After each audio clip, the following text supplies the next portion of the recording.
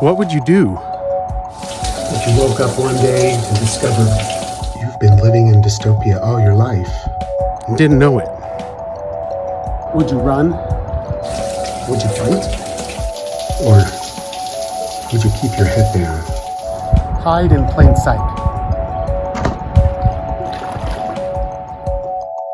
You've been living in a dream world, Neo. It's the kind of hypothetical that might inspire a science fiction thriller like The Matrix. You are a slave, Neo. It's also the kind of question that haunts us from history. It exists now only as part of a neural interactive simulation that we call the Matrix. John Newton was a slave ship captain before he converted to Christianity, became an abolitionist, and wrote a song about it. What is real? How do you define real?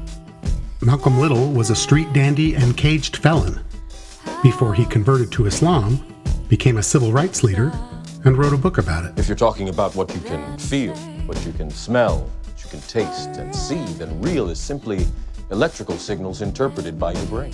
So how about you? Are you on the right side of history? How will future generations remember the big moral and political debates of our time? I am the main dish of the day. May I interest you in parts of my body? Is meat murder? What about abortion? Green salad, please. Are transgender rights a threat to women's rights? And I've decided, okay, I'm gender fluid. I'm just going to have like a superhero, boy mode and girl mode. Why is the U.S. still segregated? 7 decades after the Supreme Court called BS on separate but equal. I got nephews just diagnosed with autism. I'm really excited about it. In the feature version of Spectrum vs. Matrix, I will attempt to answer all of those questions and more. Well, I'm excited about it because I didn't know that black kids could get it. Like a lot more. The answer to life, the universe, everything. But first, why should you listen to me? Especially if you're not a sci-fi or pop culture fan. To answer that, I need to tell you about my own red pill moment. Welcome, humans. I am ready for you. What your country can do for you. The Matrix is a computer-generated dream. You will be assimilated. I'd hate to say that we were kidnapped and brought here. It's true. It's morning again in America. You gotta tell him. Donald Trump and let him run the country like you run a business. Silent Green is people!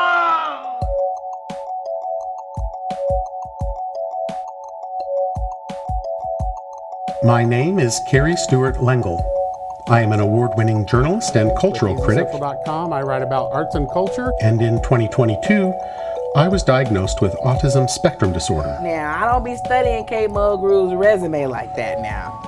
Or what they used to call Asperger's syndrome. You're not as big a nerd as me. 6 months before my 50th birthday. Well, you said it, not me. That's 50, not 15. I was super skeptical. Here's what happened. I took a personality test at the request not of a therapist, but of a friend of mine who was training to earn a professional certificate. Difficult, very difficult. The assessment is called the Predictive Index, and it's similar to the Myers-Briggs Type Indicator, which you may have heard of. Plenty of courage, I see. Not a bad mind either. Both tests measure introversion versus extroversion, but the Predictive Index focuses on workplace behaviors. There's talent, oh yes. Are you more collaborative or independent? More driving or steady? More flexible or more precise? But where to put you? Not Slytherin, not Slytherin.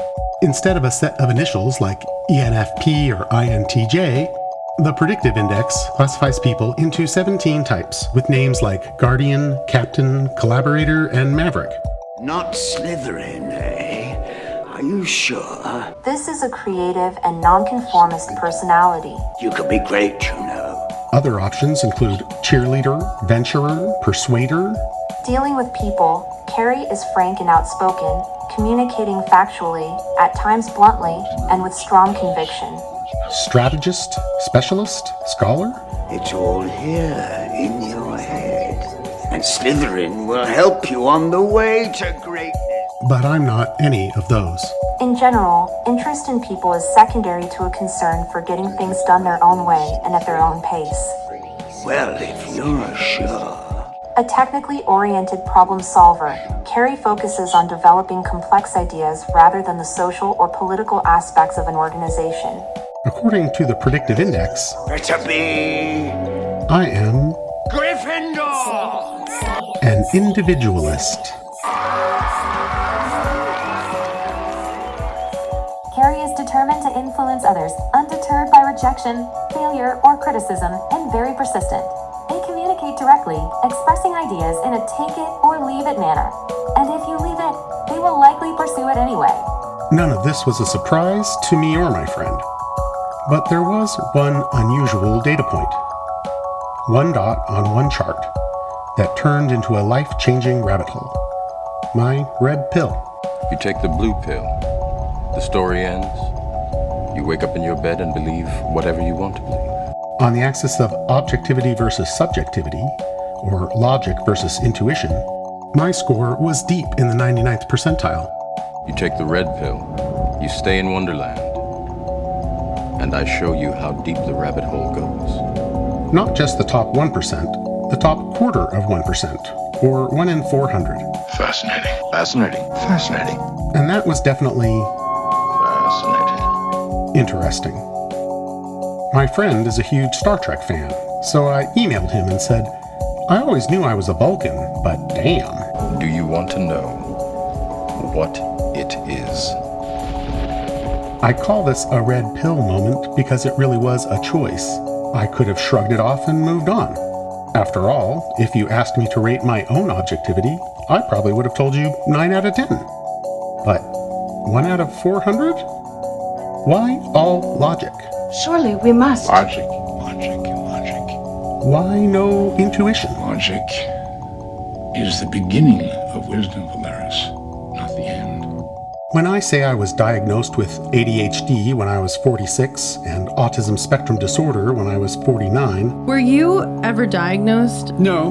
What I mean is, I paid licensed professionals to confirm what I had to figure out for myself. I read what the various things are. After being repeatedly misdiagnosed by other licensed professionals. Check.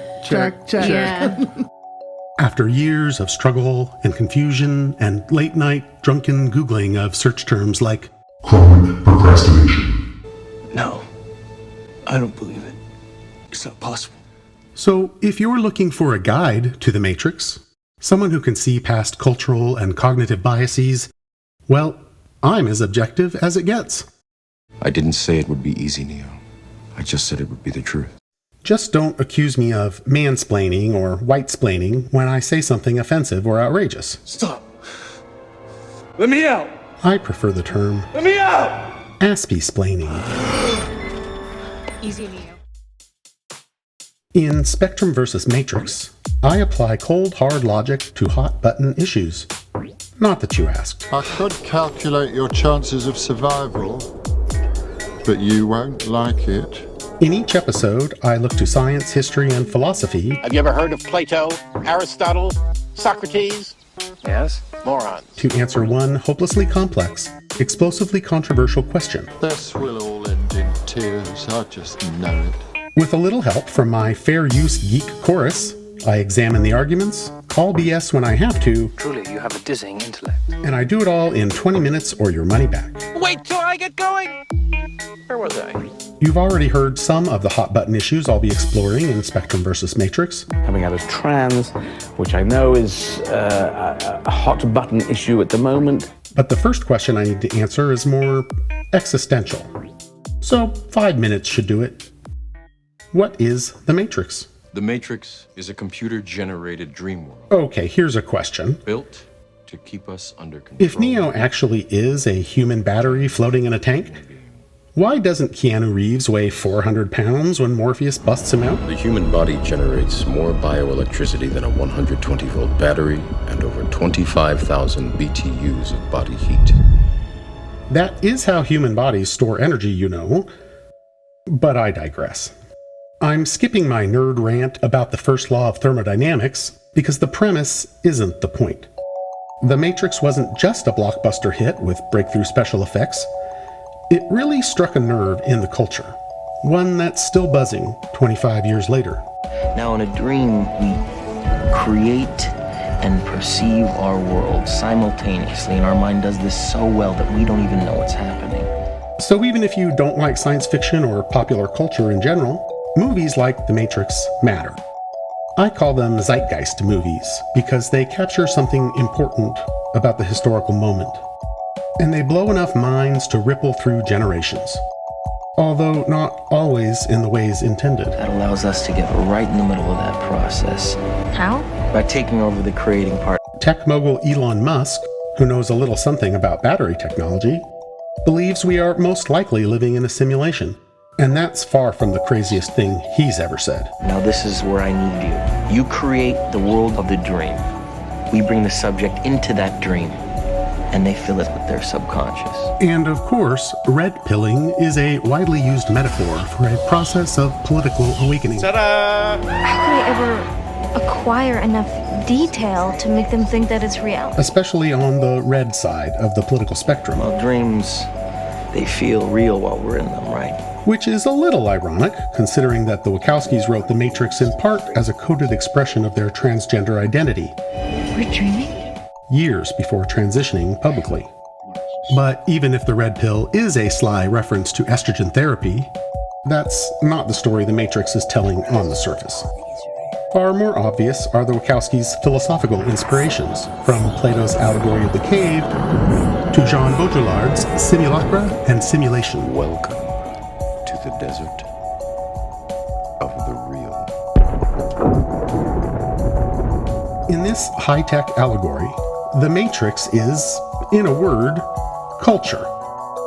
That is, the system of symbols and signifiers, myths and metaphors, stories and stereotypes that make up what Carl Jung called the universal unconscious, and what postmodern philosophers, in 1,000 different ways, call the tyranny of language. One of the things we have to do to conform with existing gender norms is to rule out all those possibilities of being, feeling, doing, loving that don't line up. So, will you take the red pill of truth or the blue pill of denial? Because in Spectrum vs. Matrix, I'm going to drill down and hit some nerves of my own. They say the real. You know the thing that the kid in your play keeps looking for? Maybe you think you already took the red pill. I got news for you, Stu. The real is not real. But come on, you don't really think this is the real reality, do you? The real is a construct. The real is a creation. The real is artificial. You don't go through one rabbit hole to a completely different plane of existence and say, great, now I've got it all figured out. The kid in your play is looking for something in life. That's not what Spock would do, anyway. It can only be found in art. Spock would have a few more questions about that human battery hypothesis, and why, after explaining why you can't believe what you see, Morpheus turns around and says he had to see the pod people with his own eyes to believe what was happening. And standing there, facing the pure, horrifying precision, I came to realize the obviousness of the truth. How do we know there's only one Matrix? The fact, Captain. Physical laws simply cannot be ignored. Existence cannot be without them. If our AI overlords were really smart, they would have built a fail-safe simulation. Where the laws do not operate, there is no reality. A backup matrix to catch the misfits, malcontents, and nonconformists. The divergent ones who resist and try to hack the system. All of this is unreal. So, are you ready for a ride? I can't take down the Matrix by myself. I'm going to need some allies.